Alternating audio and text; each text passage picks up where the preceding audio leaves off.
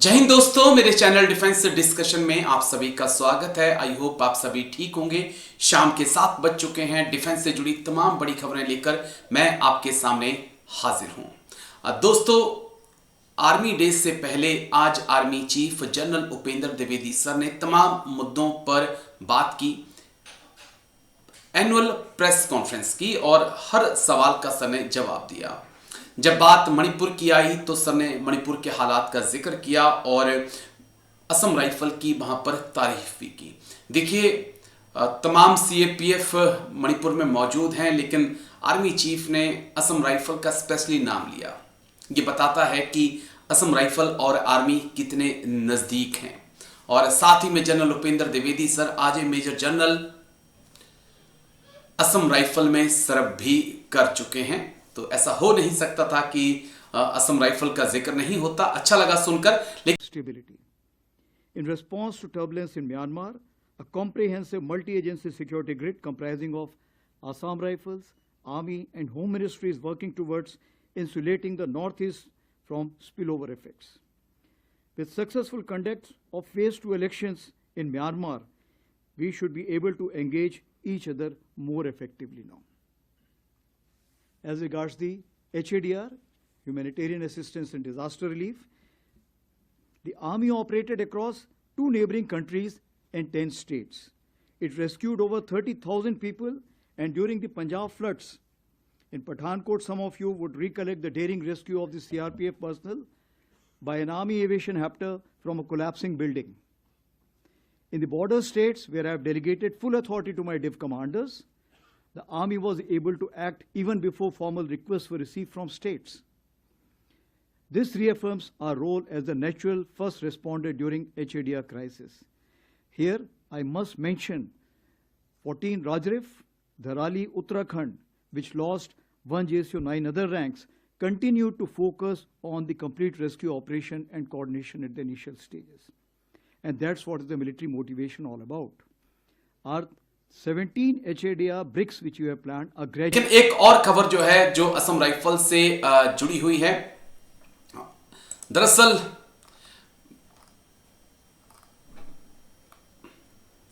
दरअसल केंद्र ने मिजोरम सरकार को बड़ी राहत दी है। मिजोरम के मुख्यमंत्री ने कहा है कि आइजोल में असम राइफल द्वारा खाली किए गए भवन और अन्य ढांचों के लिए मिजोरम सरकार को जो 5.23 करोड़ रुपए चुकाने थे, उसे केंद्र सरकार ने माफ कर दिया है। मुख्यमंत्री लाल दुहोमा ने कहा कि उन्होंने पिछले साल मई में केंद्रीय गृह राज्य मंत्री नित्यानंद राय को पत्र लिखकर उनसे इस राशि को माफ करने का आग्रह किया था। मुख्यमंत्री ने सोमवार देर रात फेसबुक पर एक पोस्ट में कहा, मेरे पत्र के जवाब में केंद्रीय मंत्री ने मुझे एक पत्र भेजा जिसमें कहा गया कि मिजोरम सरकार को मूल्यह्रास की लागत का भुगतान करने की आवश्यकता नहीं है। यह खुशी की बात है कि हमारा अनुरोध स्वीकार कर लिया गया है। चलिए दोस्तों, आगे बढ़ते हैं। अब बात लक्षद्वीप की करेंगे, जहां पर रक्षा मंत्री राजनाथ सिंह की परिकल्पना के अनुरूप लक्षद्वीप केंद्र शासित प्रदेश में 12 से 17 जनवरी 2026 तक संयुक्त सेवा बहु विशेषज्ञ शिविर का आयोजन किया जा रहा है। इस चिकित्सा शिविर का औपचारिक उद्घाटन नौसेना प्रमुख एडमिरल दिनेश त्रिपाठी सर ने किया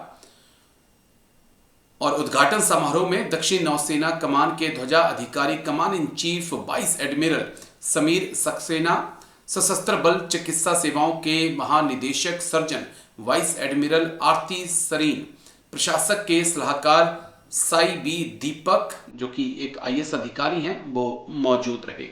यह कैंप देश के हर नागरिक तक, खासतौर पर रिमोट एंड आइलैंड टेरिटरीज में रहने वाले लोगों तक बेहतर स्वास्थ्य सुविधाएं पहुंचाने की हमारी कमिटमेंट को दिखाता है।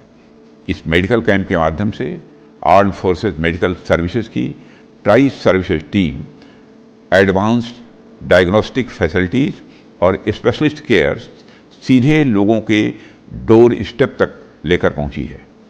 इसमें plant surgeries and cataract operations यानी मोतियाबिंद के ऑपरेशन जैसी सेवाएं भी शामिल हैं।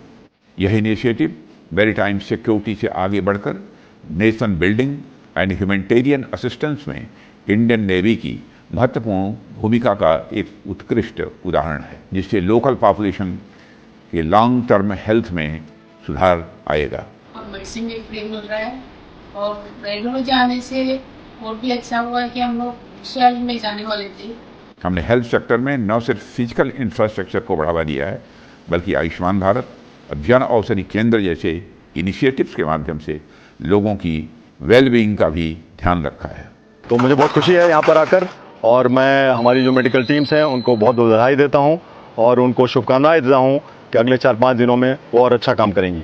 मैं इंडियन नेवी और आर्म फोर्सेस मेडिकल सर्विसेज की उनकी निष्ठा और निस्वार्थ सेवा के लिए सराहना करता हूँ। चलिए दोस्तों, आगे बढ़ते हैं। पाकिस्तान के ड्रोन्स हाल ही में एलओसी पर कई जगह पर दिखाई पड़े हैं और आर्मी डे से पहले आर्मी चीफ ने जो प्रेस कॉन्फ्रेंस की उसमें सीधे तौर पे पाकिस्तान को इशारा दे दिया है कि संभल जाओ, सुधर जाओ, और अगर हमने उंगली टेढ़ी की तो फिर अंजाम बहुत बुरा हो। फिटनेस पूरी है क्योंकि ऑपरेशन सिंदूर ऑन है। जहां तक ड्रोन का सवाल है, ड्रोन ये आपको देखना है ये कौन सा वक्त है। ये वक्त जो है हमारा 15 जनवरी और 26 जनवरी के काफ़ी पास का वक्त है। इस वक्त जो होता है आप देखेंगे कि पाकिस्तान थोड़ा सा एक खौफ में रहता है कि कोई ऐसी कार्रवाई ना हो। तो ये जो ड्रोन्स अभी हमने देखे हैं ये बहुत छोटे ड्रोन्स हैं, ये लाइट ऑन करके आते हैं, ये बहुत हाइट पे नहीं जाते हैं और ये बहुत ही कम देखे गए हैं। जैसे 10 के आसपास तकरीबन 6 से 7 देखे गए थे, 11 और 12 तारीख को 2 से 3 देखे गए हैं। तो ये जो ड्रोन थे ये मैं समझता हूँ कि डिफेंसिव ड्रोन थे, जो कि ये ऊपर आके देखना चाहते हैं कि हमारे अगेंस्ट कोई कार्रवाई तो नहीं हो रही है। मैं ये मना नहीं कर रहा हूँ, हो सकता है कि वो ये भी देखना चाहें कि कोई कहीं गैप तो नहीं है, इंडियन आर्मी में कोई ढिलाई तो नहीं है, कोई गैप हो जहाँ से वो टेररिस्ट वहाँ से भेज सकें।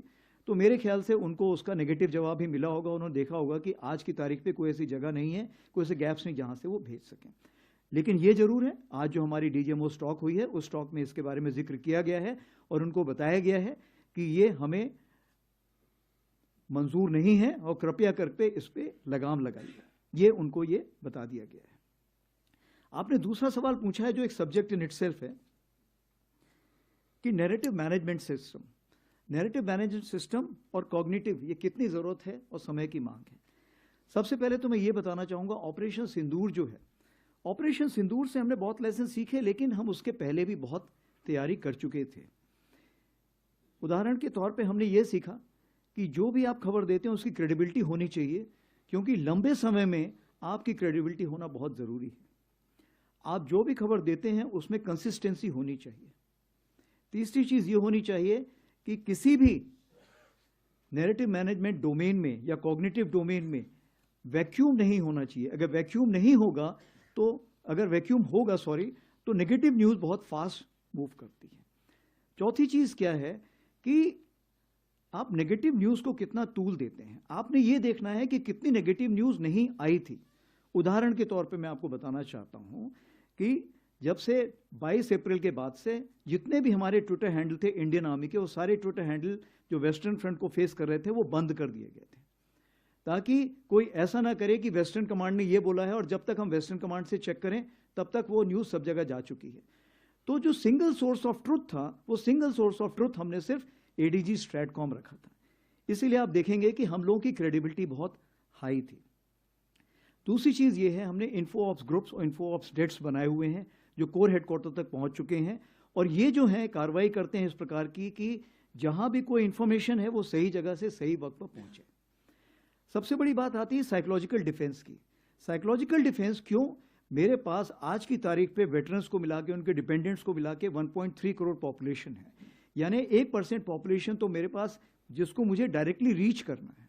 अगर इस पॉपुलेशन को रीच करना है तो मुझे ज़रूरी है to have a psychological defence division, और इस चीज़ को मद्देनजर रखते हुए हमने ट्रायल बेसिस पे एक साइकोलॉजिकल डिफेंस डिवीजन बनाई जो कि 24/7 इसको मॉनिटर करती रहती है। क्यों? क्योंकि किसी भी देश में आप ये ऐसा नहीं है कि सिर्फ पाकिस्तान से उभर के चीज़ें आ रही हैं, हो सकता है टर्की से उभर के आए, हो सकता है और किसी और देश से भी उभर के आए। तो चूंकि उनके टाइमिंग्स अलग है इसलिए 24 घंटे इसको नज़र रखनी पड़ती है और उस पर हम कार्रवाई करते हैं। इसमें चूंकि होल ऑफ नेशन अप्रोच होता है, तो जैसे आपको पता है कि एक सेंट्रल सेल बनाया गया था जिसमें हर मिनिस्ट्री के लोग बैठे हुए थे और फेक न्यूज़ को वो काउंटर कर रहे थे और करेक्ट न्यूज़ देने की कोशिश कर रहे थे। उसके अलावा अब सिंदूर के टाइम पर हमने DIB के साथ और मैती के साथ मिलके बहुत सारे URLs, YouTube चैनल्स और ट्विटर हैंडल्स को ब्लॉक किया था, क्योंकि वो उस टाइम हमारी नेशनल नेसेसिटी थी। और ऑफ कोर्स फेक न्यूज़ के ऊपर फेक स्टैंपिंग तो हम खुद ही उसी वक्त लगाते थे जैसे हमको पता लगता है। तो मैं आपको यही कहना चाहूँगा, हमारी तैयारी बहुत थी। और अगर आप उस ट्वीट को देखें जिसको हम बोलते हैं जस्टिस सर्व्ड ऑपरेशन सिंदूर, आज की तारीख पे वो 23 मिलियन हिट्स ले चुका है।